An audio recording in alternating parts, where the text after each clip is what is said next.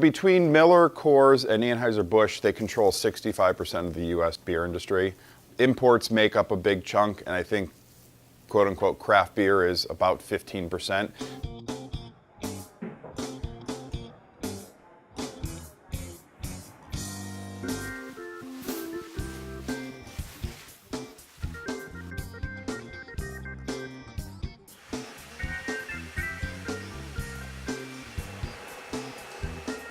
Backy's Brewing Company kind of started in 2004. My cousin Ed and I started homebrewing in his garage in Southington. Go there every Saturday, spend the whole day brewing, learning as much as we could about the brewing process. Talk about opening a brewery. At the time, there was less than a handful of breweries in Connecticut.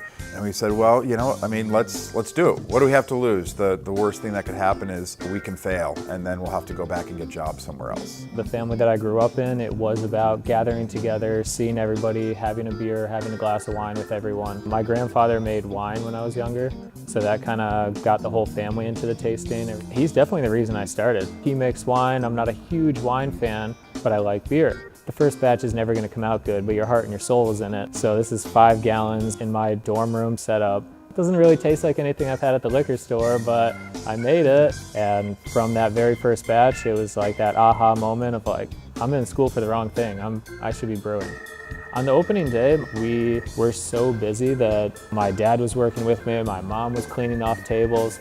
For 7 hours straight, there was a line of 50 people out the door trying to get in. I think every craft brewery has its own family following, its own family vibes to it. Family, brewery, friends, it all kind of mushes together as one.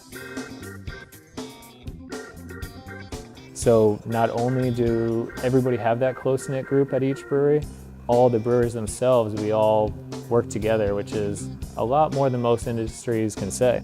It's a very close-knit group where we all communicate with each other, talk about why are cans not showing up, are you having these issues, how do we fix this, or just have you ever used this ingredient?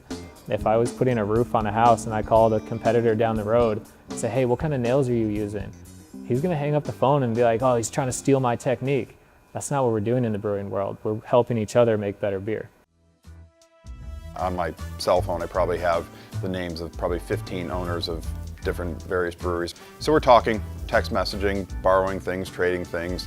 You know, you do want to see other people to succeed. It might get to the point where the craft beer industry is oversaturated. I think there's a lot of small breweries that are now competing with each other. We have a brewery here.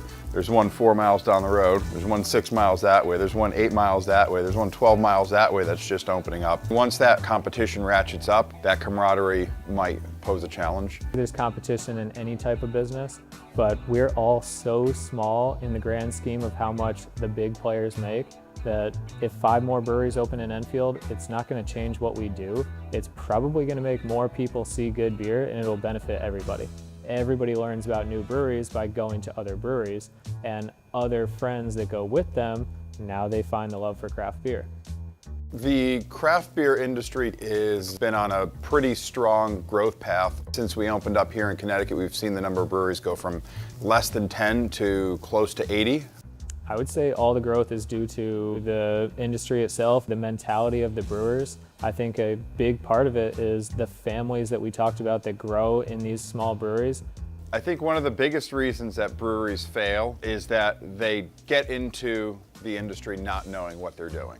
It's pretty easy to just hear what everybody says and make the styles that everybody wants. Right now, the entire United States as a whole in the craft beer world kind of says IPAs are a favorable thing. So we do make a lot of those. You're not going to be around for too long if you're not making beers that people want. We've certainly had our share of mistakes, our share of growing pains. We opened up when craft beer was a different model. We were essentially factories. Now, if you look at most craft brewers, you're going to find out that really what they're doing is they're running bars where they sell their own beer. If we got to the point where we had to shut our doors, it'd be very upsetting, obviously. I mean, this is my family, my cousin's family. Our lives are built around this, but things like that do happen. Who's to say 2, 3, 5, 10 years down the road what things are going to look like? I hope that doesn't happen to us, but if it is, then it'll be sad.